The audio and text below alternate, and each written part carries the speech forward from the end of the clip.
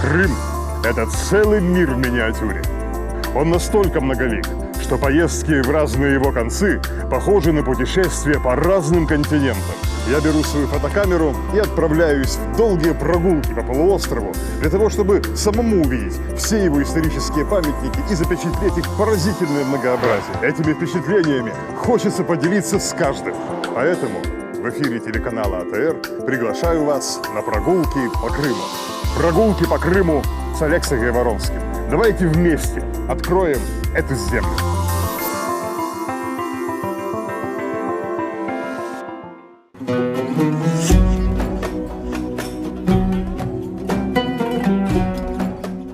В сегодняшнем выпуске программы «Прогулки по Крыму» с Алексеем Гайворонским телеканал АТР открывает цикл передач о Бахчисарайском ханском дворце.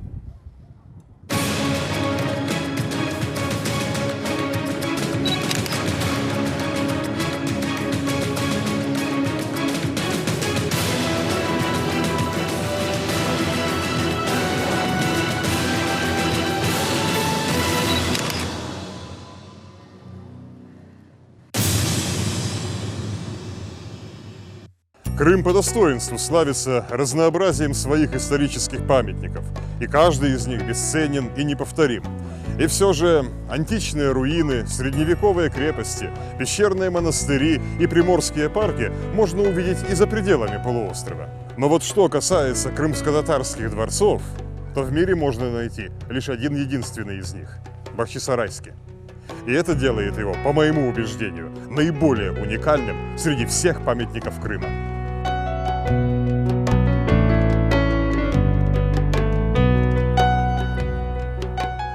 В свое время я проработал в здешнем музее 15 лет. Из них 10 на посту заместителя директора. За эти годы я провел по дворцу многие сотни, если не тысячи экскурсий. И сегодня я приступаю к самой подробной и самой интересной из всех них, специально для вас.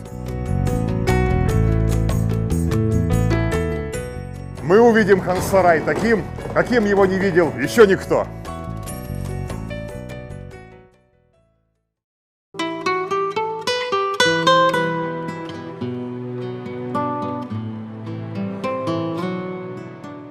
Хан-сарай можно воспринимать по-разному.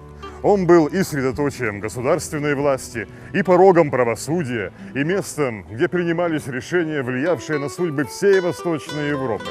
Однако прежде всего он был домом, жилищем большой ханской семьи.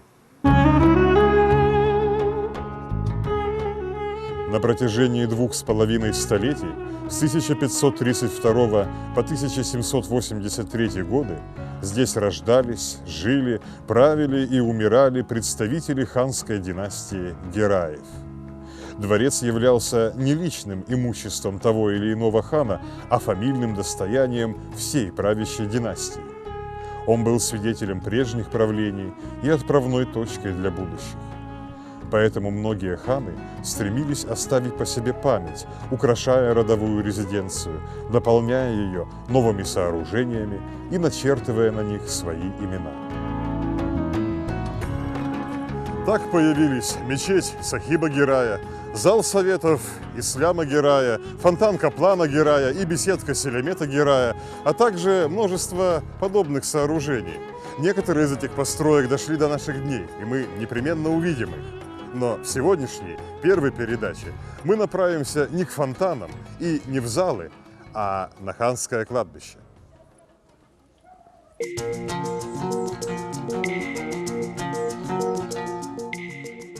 Обычно ханское кладбище показывают в самом конце экскурсии, однако мы начнем свой визит в хан-сарай именно с этого места. Ведь придя в любое жилище, принято сперва познакомиться с его хозяевами и уже лишь затем осматривать обстановку. А памятники на ханском кладбище как раз и напомнят нам имена давно усопших хозяев ханского дома.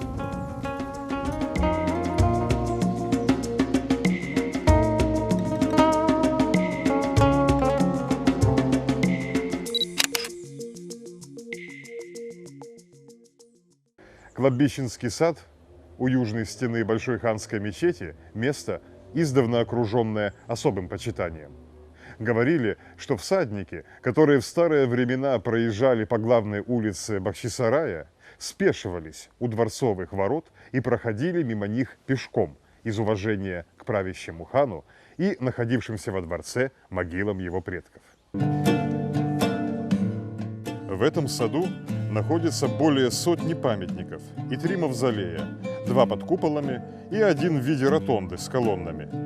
Сейчас здесь можно увидеть надгробия 5 ханов и 40 их родственников, в том числе 11 женщин.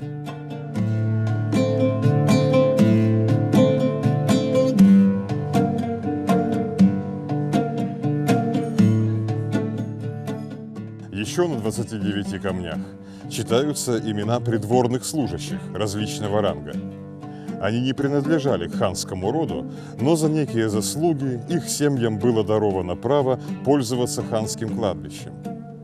Потому мы и читаем в этих строках имена главного казначея, главного стражника, сановника Государственного совета, а также их потомков, иногда целое семейство по 3-4 человека.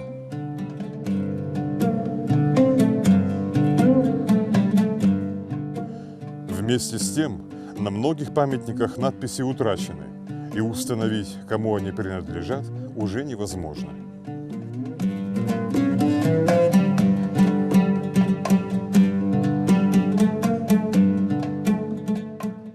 Рельефы на мраморе плит несут глубокую символику.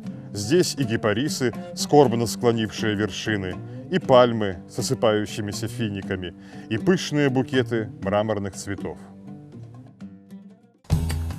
Давайте войдем в один из ханских мавзолеев.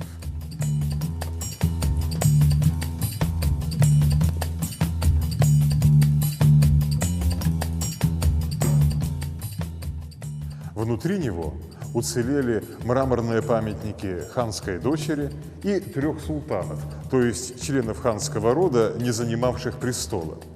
Старейшие из этих надгробий относятся к 1631 году, и в прежние времена памятников здесь было гораздо больше.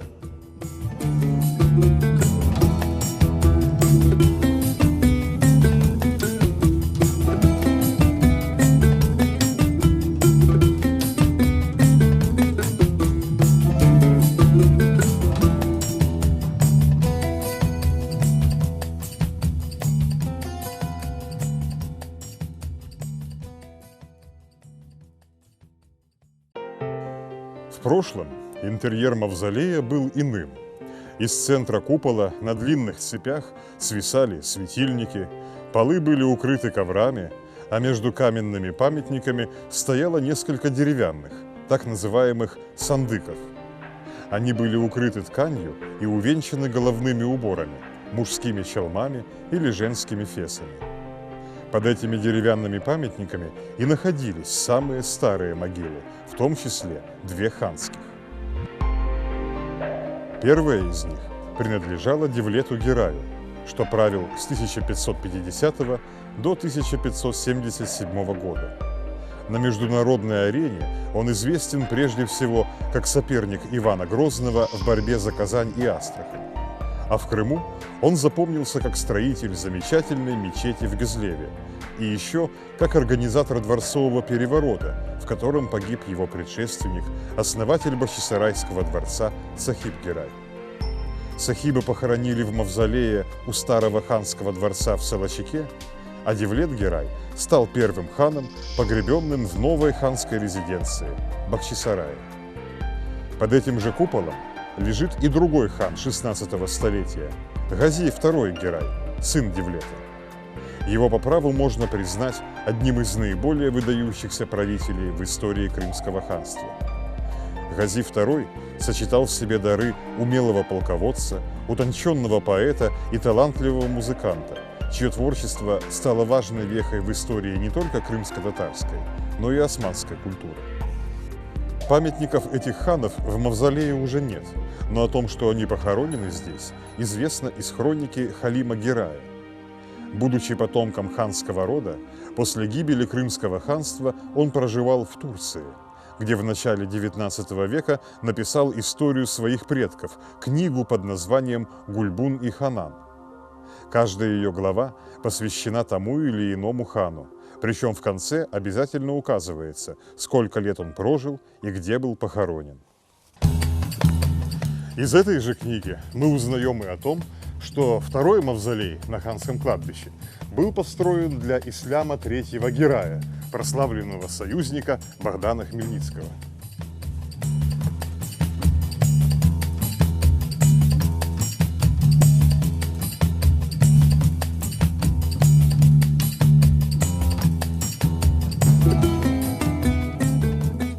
В этом мавзолее сохранилось два мраморных памятника, и один из них принадлежит сыну Исляма III, Менгли Герай Султану. Как и в соседнем мавзолее, ханских погребений здесь сейчас уже не обнаруживается.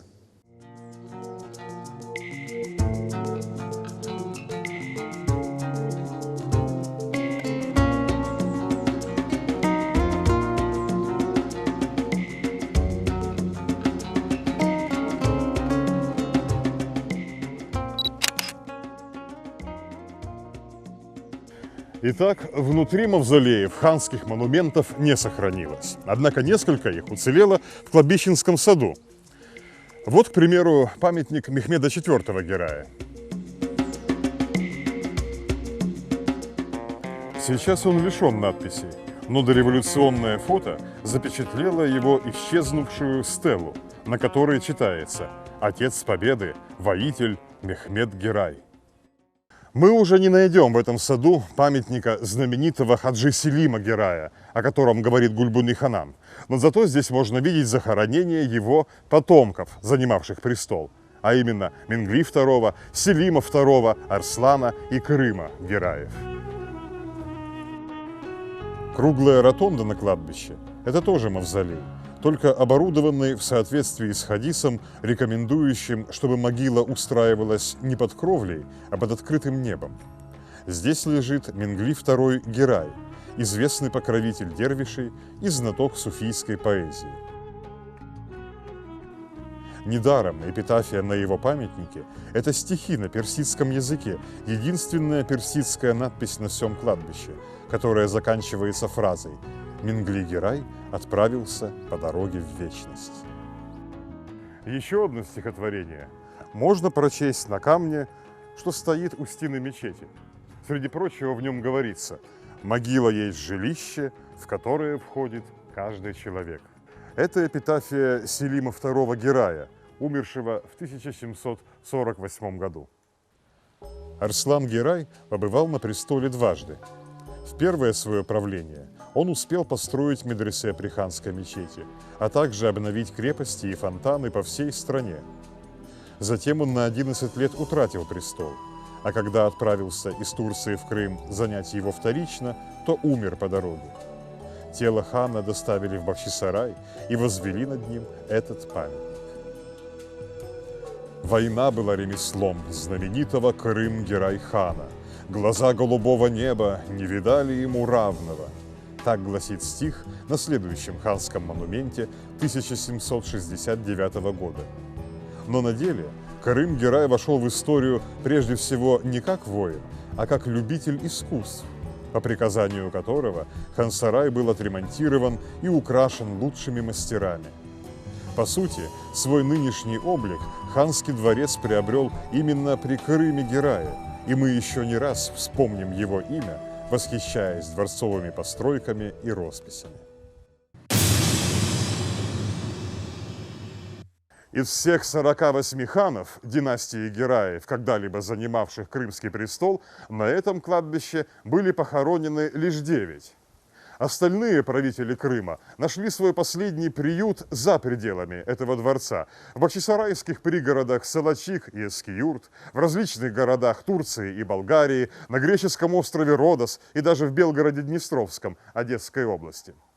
Но где бы ни доводилось жить и умирать представителям ханского рода, Бахчисарай всегда оставался для них главным местом на земле, общим наследием, памятью о великих предках и надеждой на память потомков.